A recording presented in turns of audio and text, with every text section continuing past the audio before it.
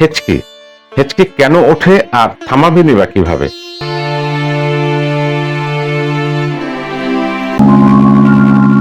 Desh Health Center, holistic health care for your family. Be healthy naturally. খাবার খাওয়ার সময়, গুরুত্বপূর্ণ কোনো কাজের মধ্যে অথবা অবসর কাটানোর সময় হঠাৎ হেঁচকির প্রকোপ শুরু হওয়াটা খুব সাধারণ একটা বিষয়। এমনকি কোনো কারণ ছাড়াই যখন তখন মানুষের হেঁচকি শুরু হলে তা নিয়ে অবাক হওয়ার কিছু নেই।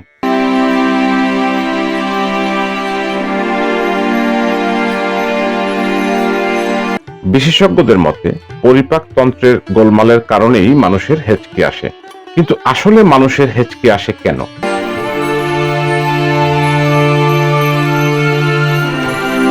বিজ্ঞানীরা শত শত বছর ধরে আপাত দৃষ্টিতে ক্ষতিহীন এই শ্বাস প্রশ্বাসজনিত সমস্যার সুনির্দিষ্ট কারণ খোঁজার চেষ্টা করেছেন। হেঁচকির সময় শ্বাসনালীতে সামান্য খিঁচুনির মতো হয়, যার ফলে শ্বাসযন্ত্রে দ্রুত বাতাস প্রবেশ করে। তখন ভোকাল কর্ড হঠাৎ বন্ধ হয়ে হিক শব্দ তৈরি হয়। এজন্য হেঁচকিকে অনেকে হিক্কা বলে থাকেন।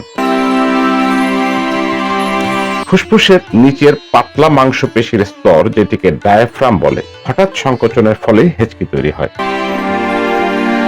হেঁচকি ওঠার 100-এরও বেশি মেডিকেল কারণ থাকতে পারে, তবে অধিকাংশ ক্ষেত্রেই সেগুলো খুবই সামান্য কারণেই হয়ে থাকে। অনেকের মতে হেঁচকির সবচেয়ে সাধারণ কারণ দ্রুত খাবার গ্রহণ করা। দ্রুত খাওয়ার কারণে খাবারের সাথে সাথে পেটের ভেতর বাতাস প্রবেশ করার কারণে ভ্যাগাস নার্ভের কার্যকলাপ বাধাগ্রস্ত হয়, ফলে হেঁচকি তৈরি হয়।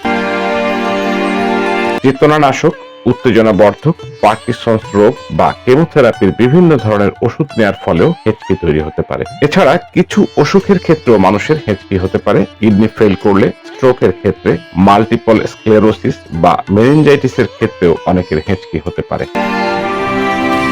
কিন্তু অধিকাংশ সময় হেঁচকি শুরু হওয়ার জন্য এসব কোনো কারণেরই দরকার হয় না। হাসি বা কাশির মধ্যে, অতিরিক্ত মদ্যপান, অতি দ্রুত খাবার গ্রহণ করা বা ঝাঁজ সহ পানীয় বেশি পরিমাণে খেলে হেঁচকি শুরু হতে পারে। তবে কোনো ধরনের কারণ ছাড়াও হেঁচকি আসাটা একেবারেই অস্বাভাবিক কোনো বিষয় নয়। হেঁচকি ওঠাটা খুবই স্বাভাবিক একটি ঘটনা এবং সাধারণত মিনিট খানেকের মধ্যেই তা স্বাভাবিক পর্যায়ে পৌঁছে যায়। তবে অতিরিক্ত মাত্রায় হেঁচকির উদাহরণও কিন্তু রয়েছে। যেমন সবচেয়ে বেশি সময় ধরে হেঁচকি ওঠার বিশ্ব রেকর্ডের উদাহরণ হিসেবে মনে করা হয় যুক্তরাষ্ট্রের চার্লস আসবোর্নের ঘটনাকে। 1922 সালে হেঁচকি তোলা শুরু করেন তিনি। কথিত আছে সে সময় তিনি একটি শূকর ওজন করার চেষ্টা করছিলেন। মিস্টার অসবর্ন হেঁচকি তোলা থামান 1990 সালের ফেব্রুয়ারিতে, অর্থাৎ 68 বছর পর। হেঁচকি থামানোর উপায়।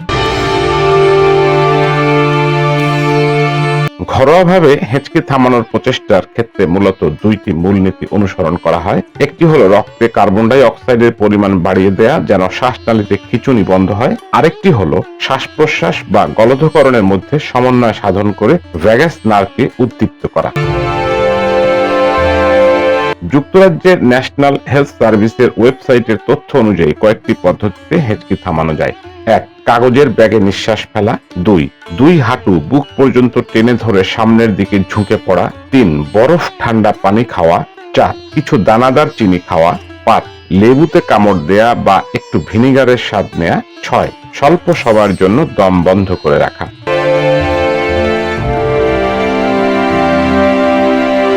কখন চিকিৎসকের পরামর্শ নিতে হবে?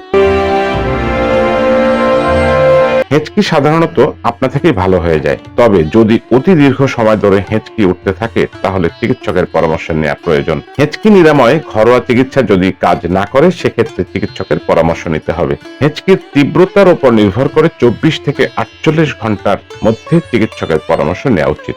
এছাড়া নিয়মিত হেঁচকিতে দৈনন্দিন জীবনের কার্যক্রম ব্যাহত হলেও চিকিৎসকের পরামর্শ নেয়ার উপদেশ দেন বিশেষজ্ঞরা। যদি প্রচলিত চিকিৎসায় হেঁচকি ওঠার সমস্যা দূর না হয়, তবে আপনি আপনার নিকটস্থ কোনো অভিজ্ঞ ন্যাচারোপ্যাথিক ফিজিশিয়ানের পরামর্শ নিতে পারেন অথবা আমাদের সাথে যোগাযোগ করতে পারেন।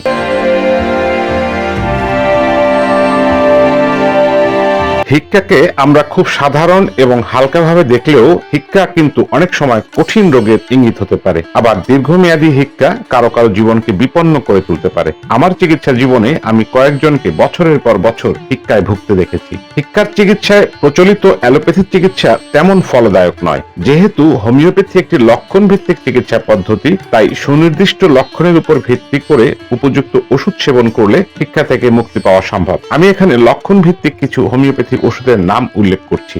যদি ধূমপানজনিত কারণে হিক্কা হয় তবে ইগনেশিয়া এবং সেলেনিয়াম কার্যকরী। যদি হিক্কার পরে খিঁচুনি হয় তবে কুপ্রাম মেটালিকাম আদর্শ ওষুধ। যদি একই সাথে হিক্কা এবং ঢেকুর উঠতে থাকে তবে এন্টিম ক্রুড অথবা নাক্সভাম ওষুধটি বেশ কার্যকর। যদি শুধুমাত্র খাওয়ার পর হিক্কা হয় তবে কিউক্রিয়াম ভালো ওষুধ। হিক্কার সাথে বমি বমি ভাব থাকলে জ্যাট্রোপা অথবা নাক্সভাম ওষুধটি ভালো কাজ করতে পারে। যদি হিক্কার সাথে সাথে রোগী হাই তোলে তবে এমিল নাইট্রেট অথবা কক্কাস ক্যাকটাই ওষুধটি কার্যকর। হিক্কায় আক্রান্ত রোগী যদি একই সাথে ক্ষুধামন্দায় ভুগতে থাকে তবে হায়োস্টিয়ামাস অথবা নাক্সভাম ওষুধটি ফলদায়ক। হিক্কাগ্রস্ত রোগী যদি গলার কাছে কিছু আটকে থাকার অনুভূতির কথা বলে তবে অ্যাসাফাইটিডা নির্দিষ্ট ওষুধ।